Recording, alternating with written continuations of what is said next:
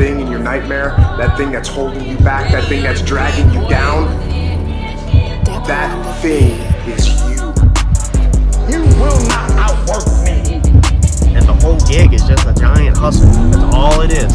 Life is just a hustle. That's all life is. One giant hustle. Back to the channel so you can see what we got right here. Let's dive straight into it. This is a brand new fiberglass hood. Now I'm gonna flip this thing over. I'm gonna show you how it's made on the bottom, show you the name of it and everything, because too many people cover a certain topic, which you can see by the title. This is gonna be how to paint this thing, which is very important, actually, more important than painting anything else. But then people are like, well, what brand was that? What name was that? You know, how was it made? How did it feel? Stuff like that. So we're also gonna give my opinion on the hood. I haven't used the hood, I'm just painting it, but I'm kind of giving you my opinion, my feedback on the hood itself. So let's flip the camera around and we'll dive right into this. All right, so we got distracted, and as you can see, we have now taken a lot more projects, but let's flip this hood over while I'm letting some other stuff dry in the paint booth and show you the bottom side of this hood. Yes, this is carpet padding. If you're not familiar with it, this is the same exact padding that you use underneath the carpet in your house.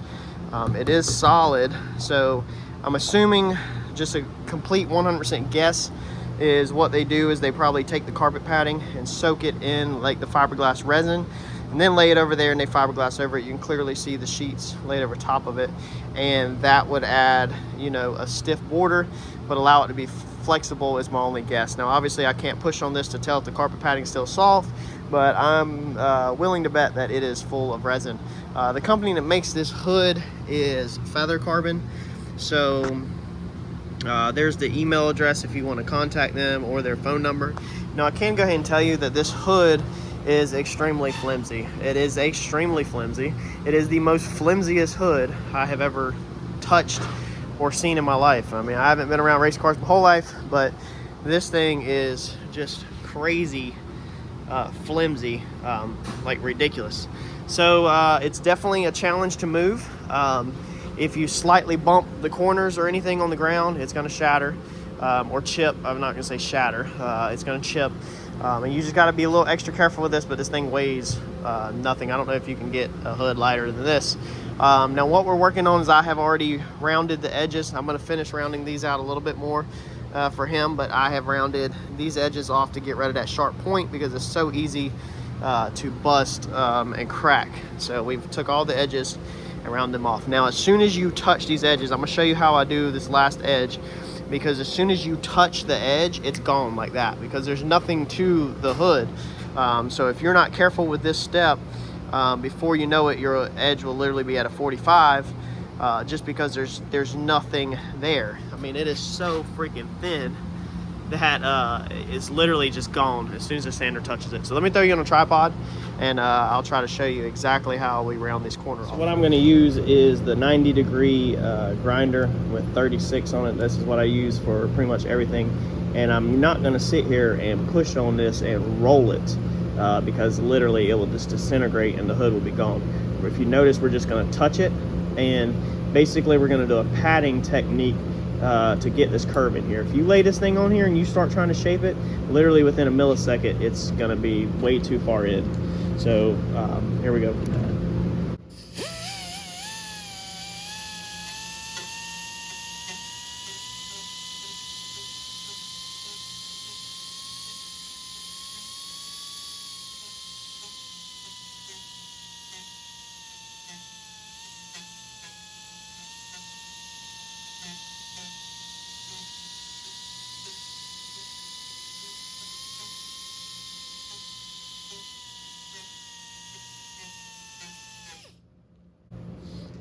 That's literally how fast this stuff just shapes. So you see, when we come here, we now have a round edge, and it's not a point.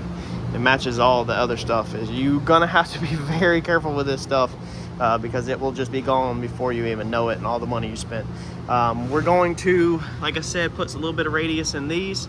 You can see how this is kind of pointed right there, and then there, I've already radiused that just a little bit. There's another point here. You can see how it's kind of hard. It's kind of pointy right there. So we're going to get rid of that point and get rid of that point. But we are not going to do it with this because it's just not going to flow as good. We're going to do this with a DA. So we're going to grab our DA And I think we're gonna use 180 grit. I'm gonna put 180 grit on it, and I'm gonna do my radiuses, and then I'm gonna do the DA over all the flat edges to straighten them out. On your DA, it's wider, so it has more surface area to ride, meaning that that's 80 grit on there now. I might actually just roll with 80, meaning that it's more likely to stay straight. Okay, so you have all that distance right there, versus with this guy on there, you're more likely to dig in and dig out, you know, just make it wavy than getting a straight steady cut. It's gonna be a lot harder with this guy than that guy. Just like we did when we cut the front bumper for this car. We did a whole video on trimming your front bumper.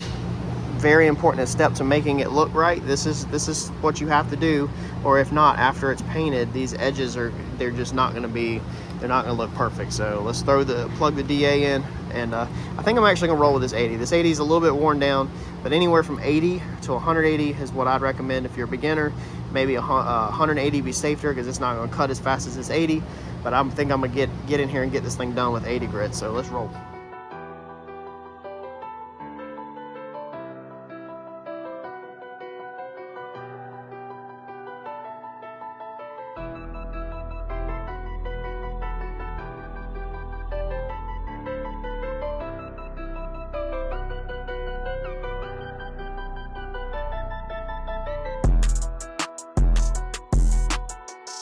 All right, now there's a couple things I want to show you before we flip this hood. Number one, we did take the sander and sand where our Zeus went through, so it had some little stragglers, the fiberglass sticking out. So we went ahead and sanded that off, so they're not just loose. It don't really matter, but we just cleaned it up. Up here on the front, it will be getting more Zeus fasteners, but I'll be doing these after paint. I know that's kind of backwards, but I don't want to bore y'all in a video on why I'm doing these after paint, but these are getting done after paint. These were done to match the rails. I did take also, if you notice right here, I have sanded from here, all of this. I ran the 80 grit over it to here, and then I ran the 80 grit down this. Okay, what this is to knock off any little sharp pieces of fiberglass that are sticking up, to just basically help everybody at the racetrack when they're grabbing this hood, that hopefully people don't get fiberglass all over their hands, because I was not instructed to paint the bottom of this. Now, probably from my hood, when we do the hood on my car, if you go ahead and hit that subscribe button and turn on the bell so that you can get notified. When we do my hood, we're probably going to do things a little bit different, but for this one, all I am doing is just painting the top. It's not told to do anything to the bottom. We went ahead and cleaned these radiuses up, so you can see they look a lot better, a lot more natural, a lot more rounded. Got rid of them from the factory they put it in, and then we also took our DA and ran our D80 just around, you know, a couple of inches inside, just again to knock the sharp fiberglass pieces off the strands that are just hanging behind. So if you grab this hood on the edge, hopefully you don't get stuck in the finger. We also went and tapered 45, basically like this, on the edge of this, just to knock the sharp edge off. So when we're done, we want this whole edge rolled. Now paint and primer will build up on the edge of this to even make more of a thicker edge to it, but we don't want sharp edges. So you basically want to, just like you would file everything with a metal file, you want everything filed and smoothed out, you know, and just overall nice and smooth, and not all sharp. We cleaned up, we ran over our edges one more time with the DA. It doesn't cut as aggressive as that other little thing, so we went ahead and just naturally smoothed them out, and we did not mess in here. So I don't want to jam the sander into here. I'll probably hit this by hand here in a second, but you don't want to jam any tools in here. So you just want to stay in your straight, which is about from here to here, and not touch this curve in there. So that's all the work I'm gonna do to the bottom. I've straightened the front of it out with the DA, and also hit it, like I said, at a 45 on the inside lip. We're now gonna flip it, and then we're gonna catch this outside 45 and then do these curves by hand, and then we'll be ready to move forward to the next step. All right, so when we flip it over, I do want to go ahead and point out a couple things on this hood.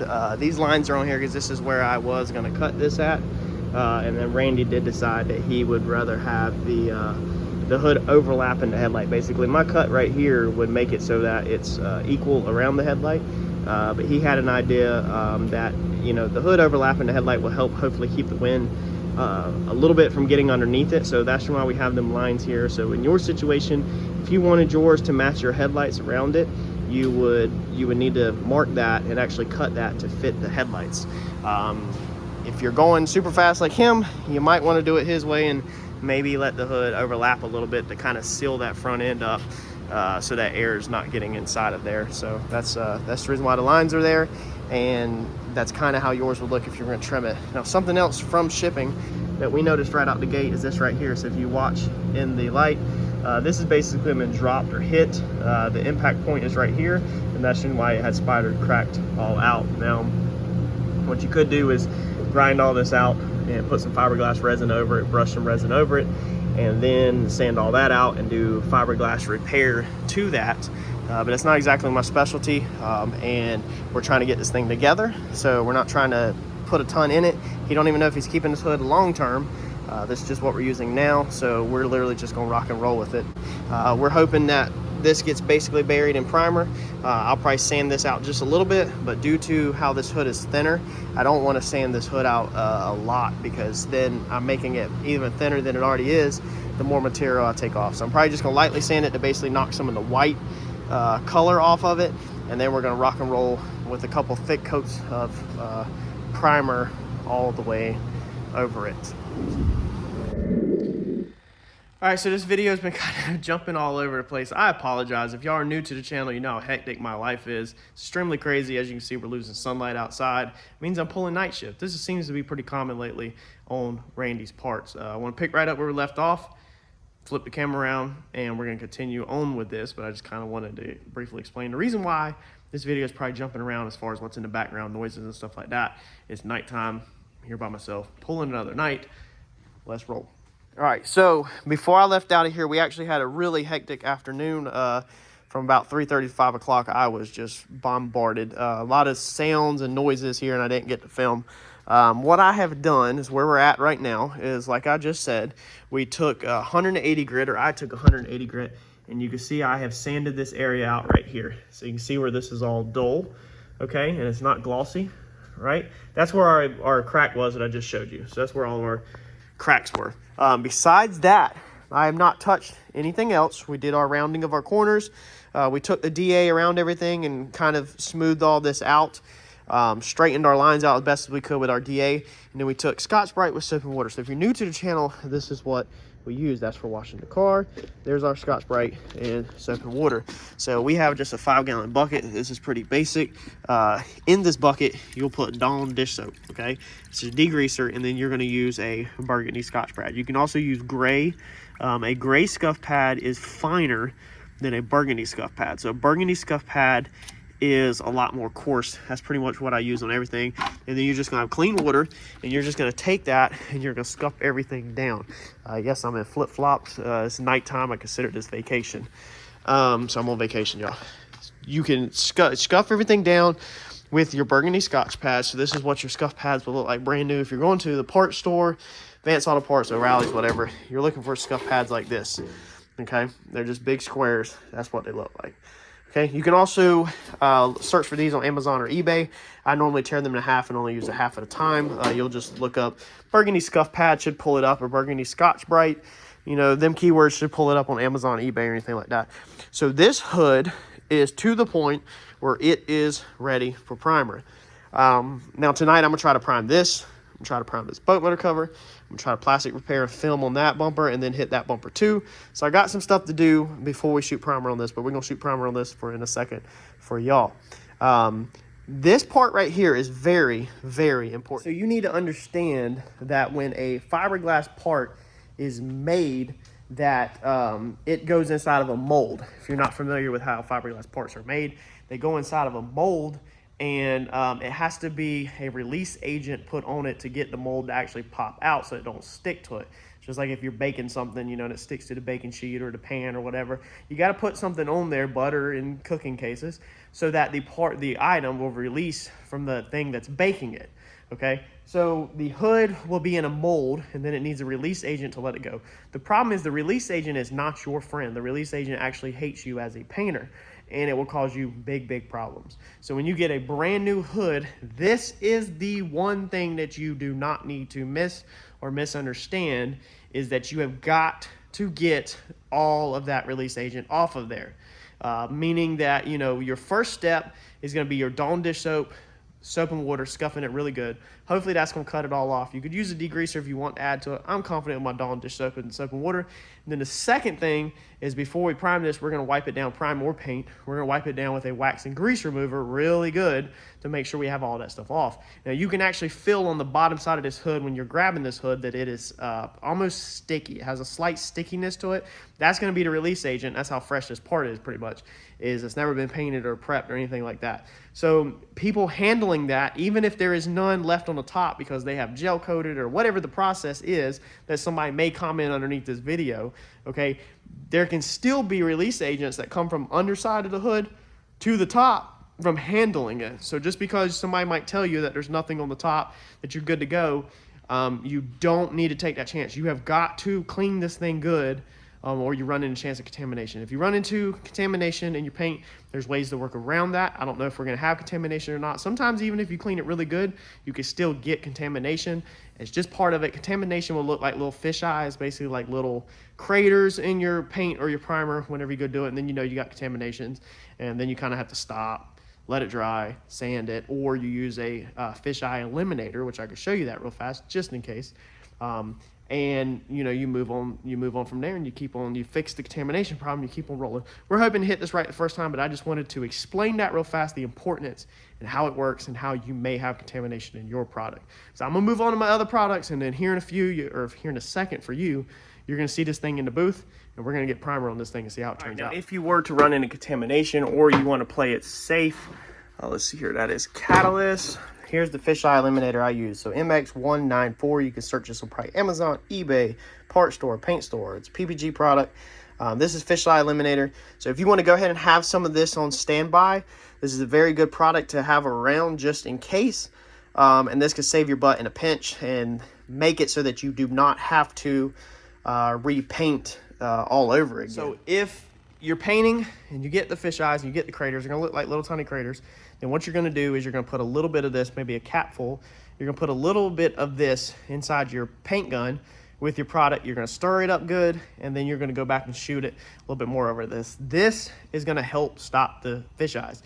If you're still getting them, maybe up this to a little bit more on your next coat, or you know, a little bit more, get a little more aggressive with how much you use of this. I would start out with about a capful. There's no science to measuring this, so you don't need to worry about how many ounces and all that stuff. You could probably find that information somewhere, the technical side of it. But for me, I literally just pour it in there. Sometimes I pour a lot in if I have it really bad. And then over the next couple of coats, this will react with the fish eyes basically and make them go away. So this can save yourself from having to stop, let the product dry, then resand it.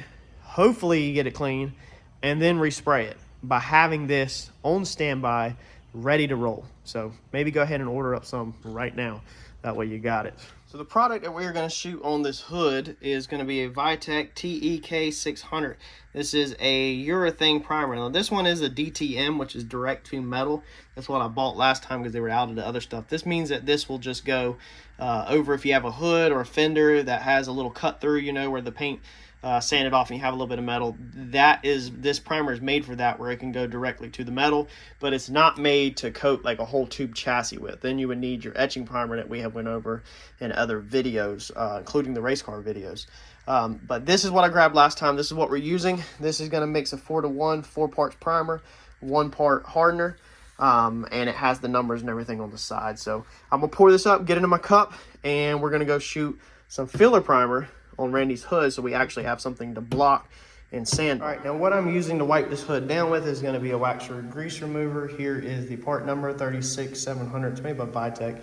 You can use any wax and grease remover as long as wax and grease remover. If you don't have wax and grease remover, you can use rubbing alcohol from the parts or the dollar store or Food Lion or grocery store or whatever you got. So normally I do this holding this in my hand, but being I'm holding the camera with one hand, I got to do it one-handed. I'm gonna put it in the towel and I'm literally just gonna wipe it really good. Now technically you're supposed to kind of wipe on, wipe off. So you should have a clean towel in your other hand. That way you're kind of lifting the grime off with the clean towel, and keep flipping your clean towel around. Wipe on with one towel that has the wax and grease remover in it, and then wipe it off before it flashes off. With the other one, to lift it is the way I was taught, but Sadly, I keep it honest on this channel. That's never how I do it, y'all. I literally just pretty much do it like this. But it makes sense because now you're kind of just smearing contaminants all over the place. But my theory is that the waxing grease remover is killing the contaminants and that they're actually sticking in my towel. Now you need to use a special paper towel. This is not a shop towel. I'll actually show you what this is here in 1 second. And make sure that it is a lint-free towel. So you don't want to be wiping down your parts before you paint with a towel that is going to leave lint, and the blue shop towels do leave lint unless they say lint-free. So make sure you get a lint-free towel, and I will show you exactly the ones I'm using in case you are ordering online and you want to find this yourself. All right, let's go show you. The ones that I'm using is going to be this Vitek 43125 Refinishing All Prep Wiper. So this is a prep towel. Right there is the benefits of it. Yeah, make sure you get some. Make sure you get some kind of lint-free prep towels to wipe your project down with, or you're gonna be putting lint in your work. Right, so here's our stuff in primer. That's for customer stuff. Here's Randy's hood, or your hood in primer. Just got done shooting it. Now the next step will be you'll take your guide coat, as we have went over in many videos what guide coat is, and then you'll block this out. I did go really heavy on the edges.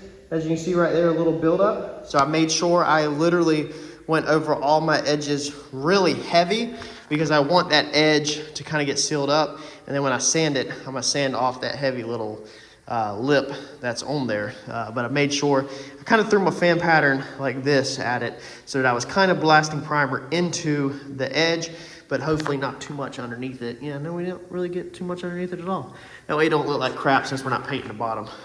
But I blasted it into it. So if you have any open fiberglass pieces or any little holes, hopefully that primer will fill that in right along that little tiny edge. So that's that. I've got a lot of other videos on how to actually paint this thing, single stage this thing, whatever. Make sure you check them out. I have my playlist organized pretty decent. So I think there's a playlist called CRC Autobody Paint, projects and information. There's gonna be a lot of paint stuff in there. And then there's the Chicago Grudge Car is a good playlist from start to finish. But there's a couple good how-to paint videos in the CRC painting information playlist. So make sure you go to my homepage and look at my playlist and look through a couple of the playlists that might fit you, and you'll find some information on how to move forward here. But hopefully this will get you where you have no contamination like we have no contamination, and you have your hood prepped, it's ready for primer, all the edges are nice and clean, and you're ready to move forward with paint. Do me one favor, to say thanks, just hit like button. That's it. You can exit out of it. Just hit like button for me, smash that, and I will catch you on the next video. Thanks, y'all.